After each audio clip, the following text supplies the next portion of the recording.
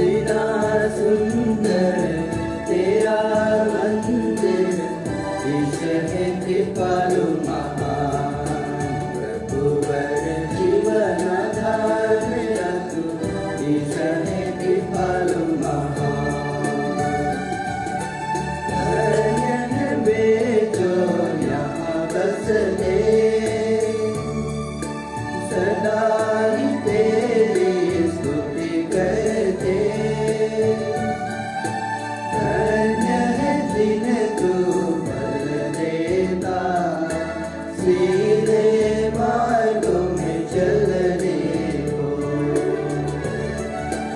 इतना सुंदर तेरा मंदिर, ईश है कृपालु महान, प्रभुवर जीवन आधार मेरा तू, ईश है कृपालु महान।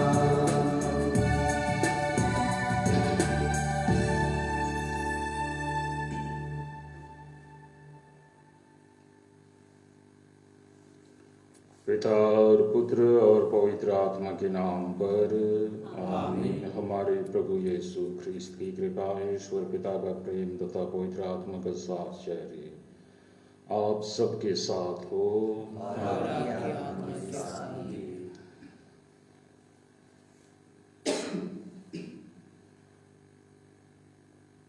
सब लोग सामान्य तौर पर स्वप्न देखते हैं।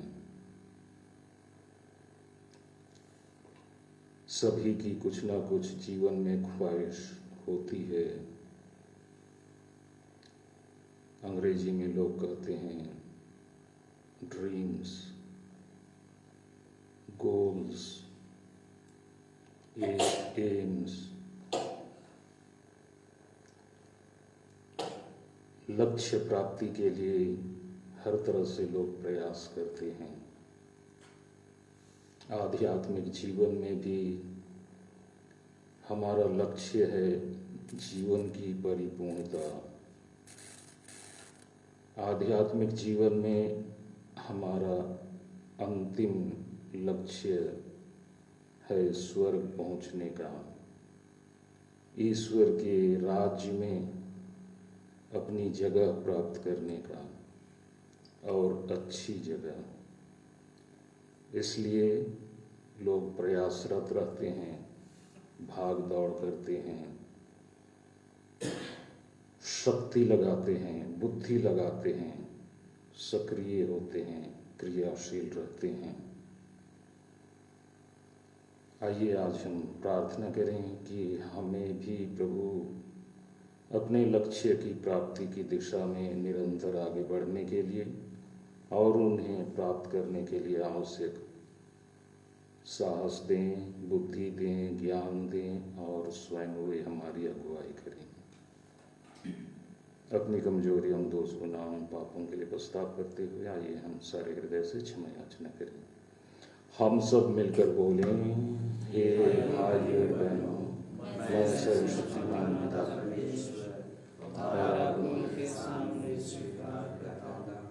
कि मैंने मन, वचन और कर्म से और अपने कर्तव्य पूरा न करने से बार बार पाप किया है। मैं अपना दोष स्वीकार करता हूँ। इसलिए मैं धन्यवाद मरियम से, स्वर्ग के सब दूतों, सब संतों और आप लोगों से, हे भाई बहनों, विनती करता हूँ कि आप मेरे लिए परमेश्वर से सर्वशक्तिमान ईश्वर हम लोगों पर दया करें, हमारे अपराध क्षमा कर और हमको अनंत जीवन प्रदान करें। आमीन।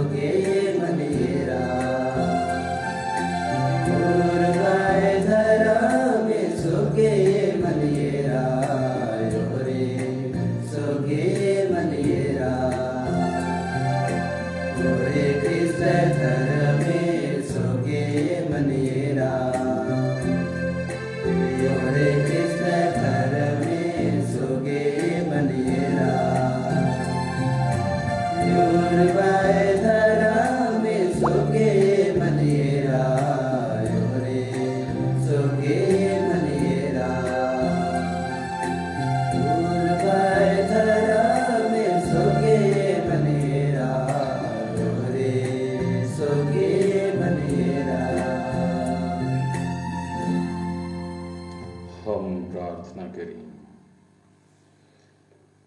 हे सर्वशक्तिमान ईश्वर, तारे को देखकर संसार के त्राणकर्ता के जन्म का संदेश संसार ने पाया। उनके जन्म का रहस्य हमारे मन पर अंकित रहे और अधिकाधिक प्रकट होता जाए। हम तुझसे प्रार्थना करते हैं, उन्हें हमारे प्रभु और तेरे पुत्र यीशु ख्रिस्त के द्वारा जो ईश्वर होकर तेरे तथा पवित्र आत्मा के साथ युगानुयुग जीते और राज्य करते हैं। आमीन।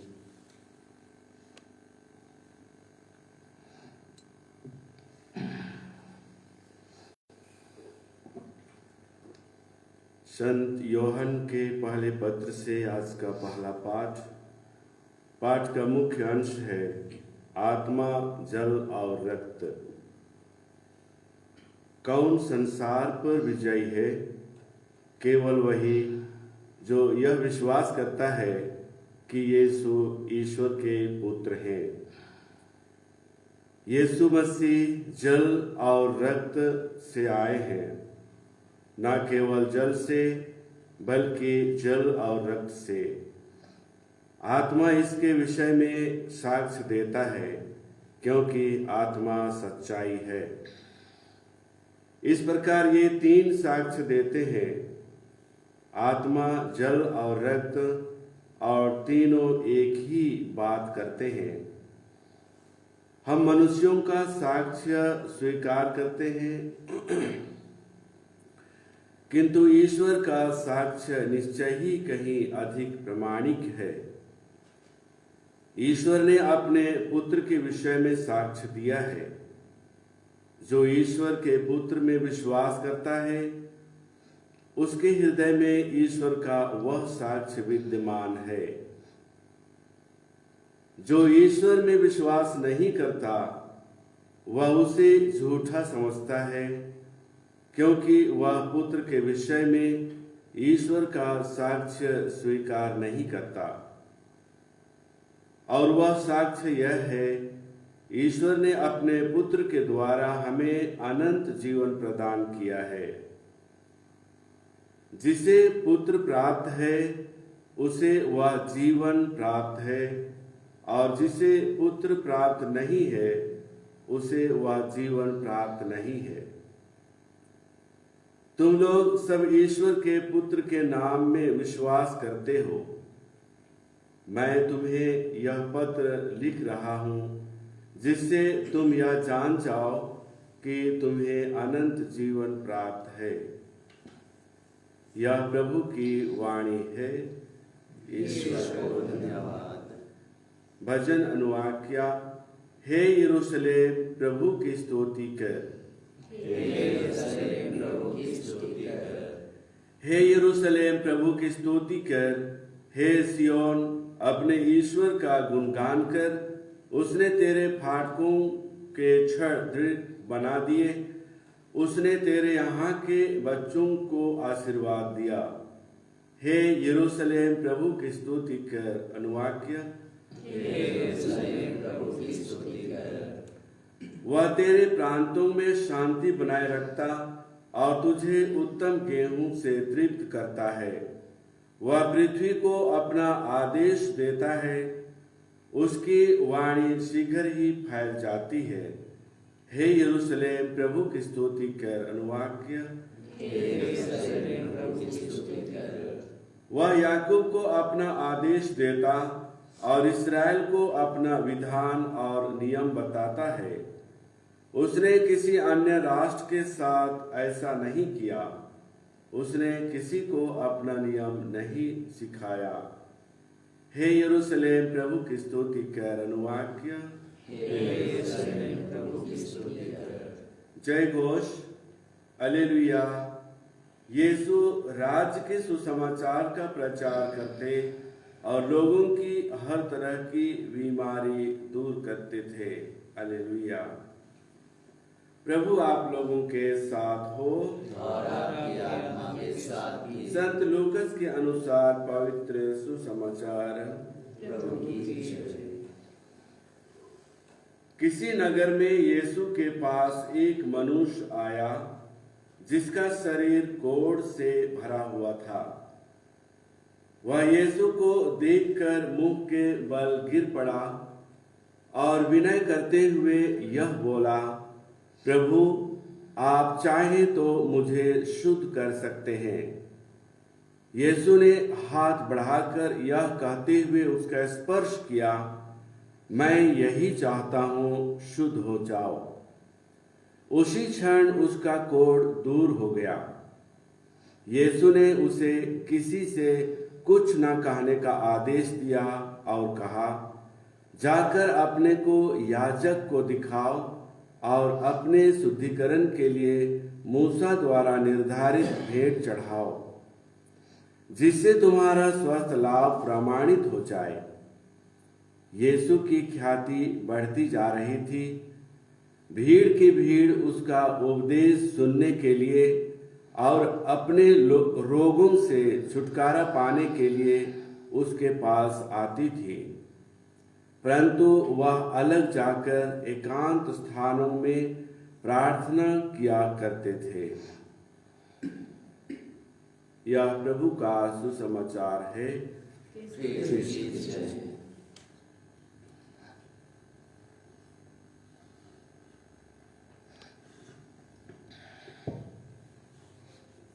ख्रिस्त में प्रिय भाई और बहनों,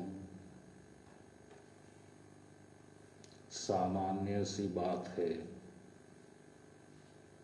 जिसे हमने सुना है या कुछ लोगों ने देखा है कि किसी के चेहरे में कुछ एक्स्ट्रा ग्रोथ हो जाता है, कुछ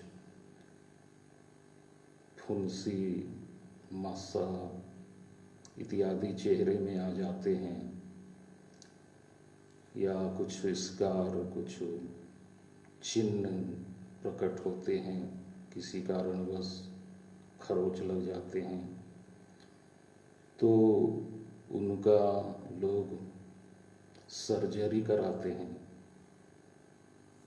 छोटे लोग नहीं, बड़े लोग बहुत बारीकी से चीड़ फाड़ कर उसको इस तरह बनाया जाता है, चाहे इस तरह से स्वरूप दिया जाता है कि जो दाग है, विकार है, वो बिल्कुल मिट जाए।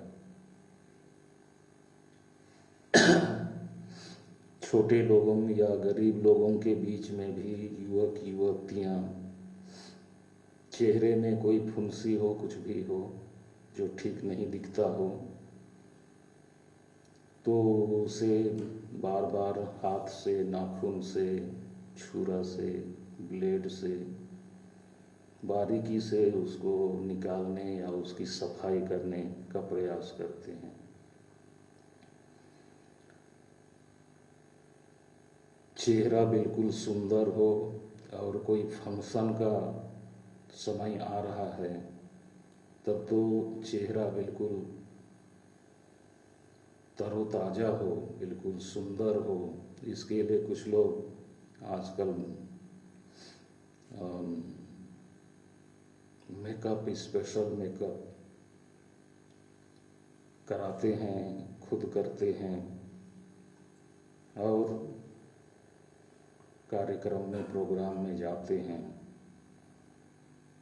उसी का हिस्सा है। कई लोग बार बार मिरर के सामने खड़े होते हैं, चेहरा देखते हैं, एवरीथिंग इज ओके, सब ठीक ठाक है, स्मार्ट है, खिला हुआ चेहरा है। तो इस तरह से अपनी प्रस्तुति के लिए लोग प्रयास करते हैं।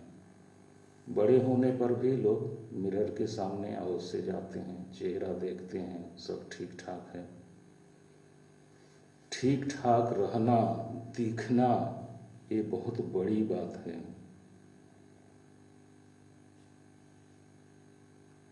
आज के सुसमाचार में हमने एक कोढ़ी के संबंध में दृष्टांत सुना। यीशु के समय में कोढ़ी व्यक्तियों को घर से निकाल देते थे। आम जनता के बीच ऐसे व्यक्ति को आने की अनुमति नहीं थी।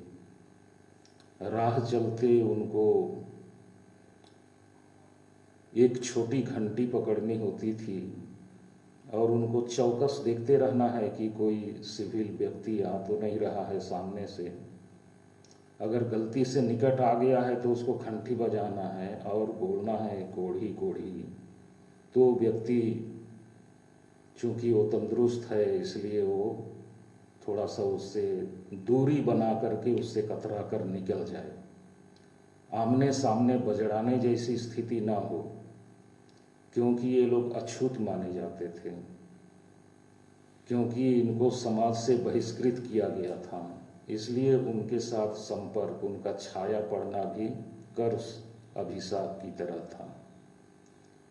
और उनके लिए एक क्लोक, एक जो स्टेट के लेवल के जो रिकॉग्नाइज्ड कोढ़ी थे, उनके लिए अलग से कपड़े मिलते थे, तो उसको उनको ओढ़ना है, शरीर में रखना है। तो इस तरह से बेचारे कोढ़ियों की स्थिति बहुत दयनीय थी। व्यक्ति नहीं गिने जाते थे। भाइयों और बहनों,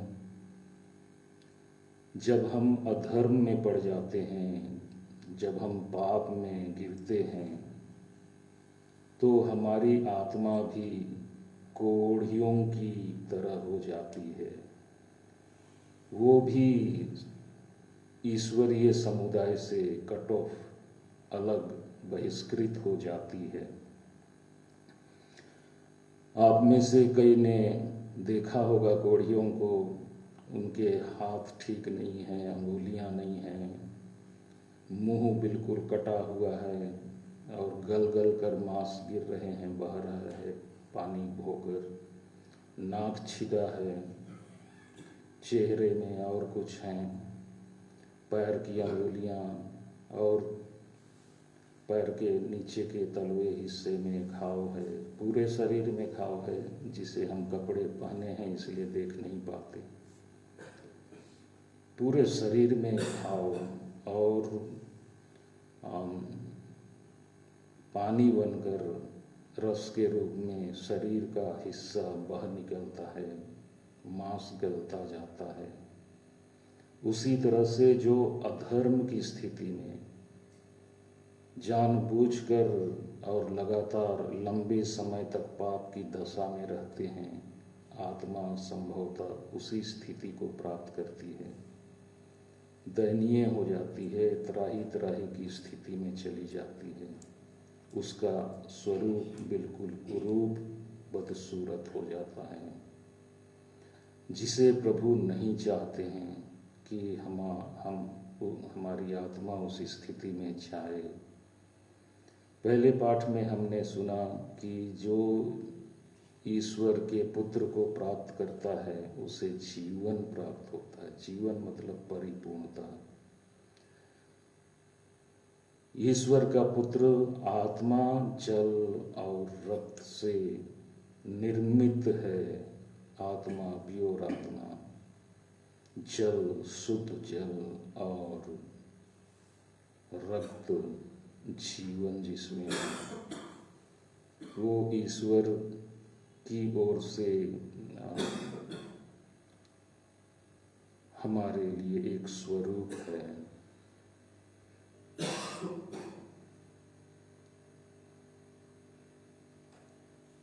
धर्म ग्रंथ में कहा जाता है कि पूर्णतः वो मानव थे, केवल पाप को छोड़। उसकी संगति में जो आएगा उसे बदसूरत स्थिति में जाने की नौबत नहीं आएगी, या वो नहीं जाएगा। तरोताजा, सुंदर रहेगा, आकर्षक रहेगा, भरा पूरा होगा। और ऐसी स्थिति को प्राप्त करना कौन नहीं चाहेगा। चिंतन करें, बहुत से बिंदु हैं हमारे लिए, बहुत से विषय हैं जिस पर हम चिंतन करते हुए अपने जीवन में सुधार ला सकते हैं, या सही दिशा में भी हैं तो हम उसे और अधिक आकर्षक, रोचक और दूसरे के लिए हितकारी बना सकते हैं। इन मतलबों को लेकर आइए हम प्रार्थना करें।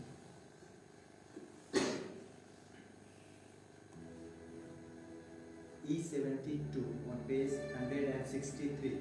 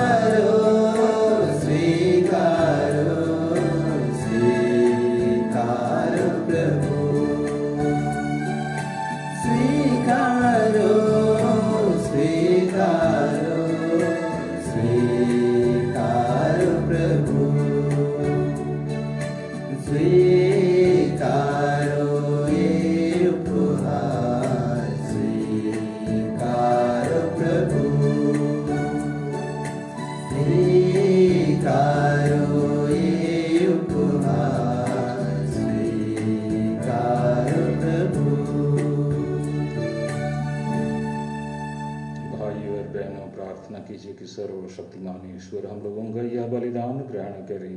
प्रभु अपने नाम की स्तुति तथा महिमा के लिए और हमारे तथा अपने समस्त वस्तु के साथ आप मेरे हाथों से बलिदान ग्रहण करें। हे प्रभु, अपनी प्रजा की यह भेंट दयापूर्वक ग्रहण कर हम विश्वास के जो रहस्य श्रद्धा भाव से स्वीकारते हैं उनको स्वर्गिक संस्कारों द्वारा प्राप्त भी करें। यह निवेदन सुन अपने प्रभु ख्रीस्त के द्वारा। आमीन।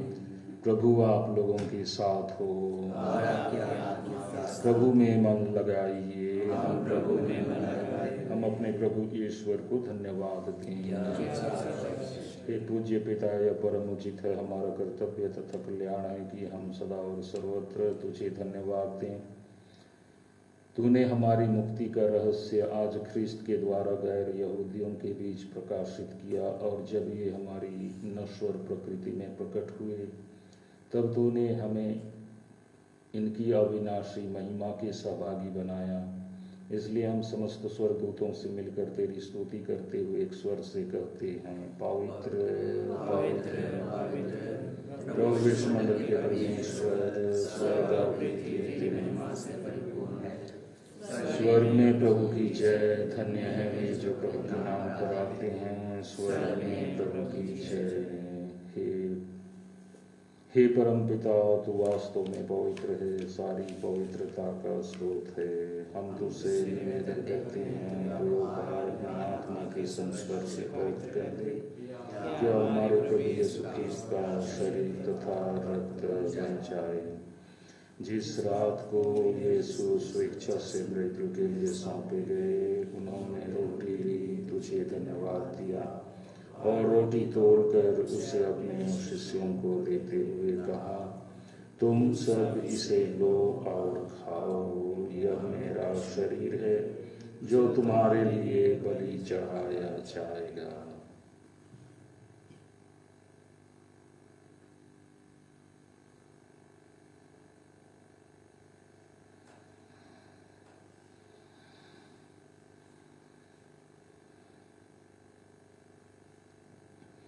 इसी भांति भोजन के बाद उन्होंने कटोरा लिया, तुझे धन्यवाद दिया और उसे अपने शिष्यों को देते हुए कहा, तुम सब इसे लो और पियो, यह मेरे रक्त का कटोरा है, नवीन और अनंत व्यवस्थान का रक्त, जो तुम्हारे और बहुतों के पापों की क्षमा के लिए बहाया जाए। तुम मेरी स्मृति में यह किया करो।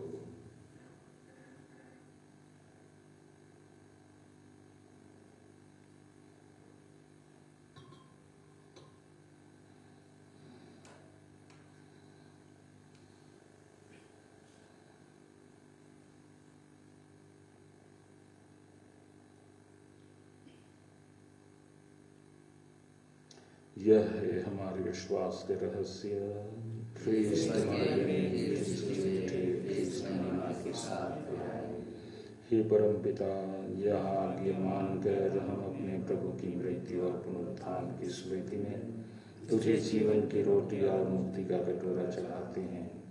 हम तुझे धन्यवाद देते हैं कि तूने हमें अपने सम्मुख उपस्थित होने और अपनी सेवा करने का सौभाग्य प्रदान किया है।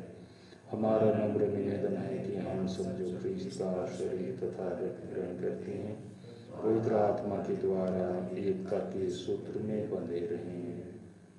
प्रभु और हमारे संत पिता फ्रांसिस, हमारे धर्माध्यक्ष पतरस मिंज और सभी याजकों के साथ विश्व भर में फैले अपनी कलीसिया की सुधि ले तथा इसे प्रेम में सिद्ध बना दे। हे प्रभु, हमारे भाई बहनों की सुधि ले जो पुनरुत्थान की आशा में परलोक सिधार चुके हैं, उन्हें और सभी लोगों को अपने पुण्य दर्शन का सौभाग्य प्रदान कर हम सब पर दया दृष्टि डाल कि हम अनंत जीवन के सहभागी बने और ईश्वर की माता धन्य कुमारी मरियम, उनके व संत योसेफ, प्रेरित गण और सब संतों के साथ जो युग युग में तेरे विश्वस्त सेवक सेविकाएं बने रहे, तेरे स्तुति गान कर सके तेरे पुत्र यीशु ख्रीस्त के द्वारा। इन्हीं प्रभु ख्रीस्त के द्वारा, इन्हीं के साथ और इन्हीं में हे सर्वशक्तिमान पिता ईश्वर, पवित्र आत्मा के साथ तुझे समादर तथा महिमा युगानुयुग मिलती रहती है। आमीन। हम सब मिलकर पिता ईश्वर से प्रार्थना करें जैसे प्रभु यीशु ने हमें सिखाया है। हे हमारे पिता जो स्वर्ग में है, तेरा नाम पवित्र किया जाए, तेरा राज्य आए, तेरी इच्छा जैसे स्वर्ग में वैसे इस पृथ्वी पर भी पूरी हो। हमारा प्रतिदिन का आहार आज हमें, और हमारे अपराध में क्षमा कर जैसे हमने भी अपने अपराधियों को क्षमा करते, और उन्हें परीक्षा में न डालना। हे प्रभु, हम तुझसे प्रार्थना करते हैं सभी बुराइयों से हमें बचा और इस जीवन में हमें कृपा पूर्वक शांति प्रदान कर। हम तेरी दया से सदा पाप से दूर और हर प्रकार की विपत्ति से सुरक्षित रहें और उस दिन की प्रतीक्षा करते रहें जब हमारे मुक्तिदाता यीशु ख्रीस्त फिर प्रकट होकर हमारी मंगलमय आशा पूरी करेंगे।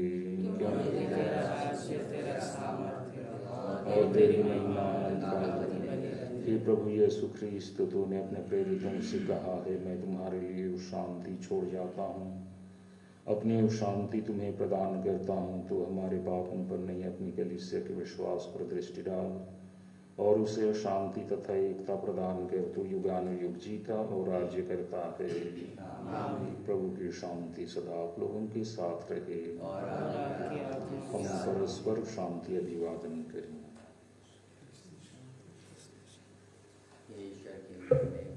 जो संसार के पाप हटाता है, हम पर दया कर। यीशु के प्रेम ने जो संसार के पाप हटाता है, हम पर दया कर। यीशु के प्रेम ने जो संसार के पाप हटाता है, हमें शांति प्रदान कर।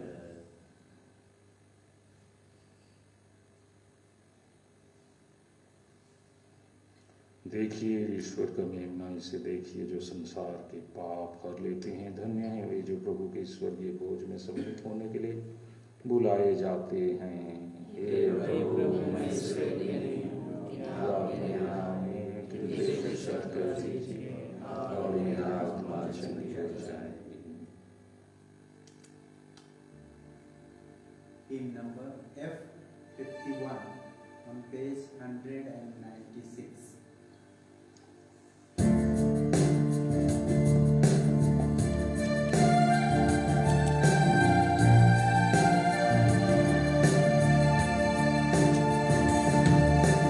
यीशु मेरे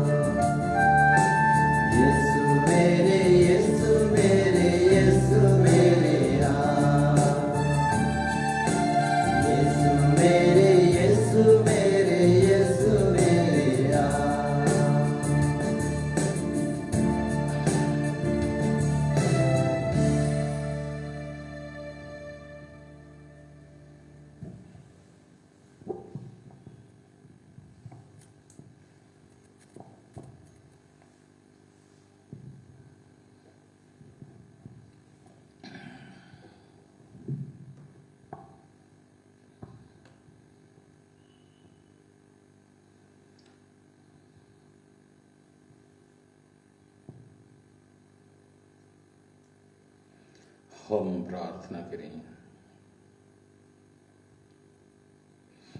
हे ईश्वर, तू संस्कारों का सहभाग देकर हमें अपने साथ संयुक्त करता है। हमारे हृदय पर उनका ऐसा प्रभाव पड़े कि जब हम उन्हें ग्रहण करें तो वे हमको तेरे योग्य बनाएं। यह वर दे हमारे प्रभु ख्रीस्त के द्वारा, आमीन। प्रभु आप लोगों के साथ हो। सर्वशक्तिमान ईश्वर पिता और पुत्र और पवित्र आत्मा आप लोगों को आशीर्वाद प्रदान करें। आप लोग विदा लें। प्रभु की शांति सदा साथ रहे। G17 on page 227.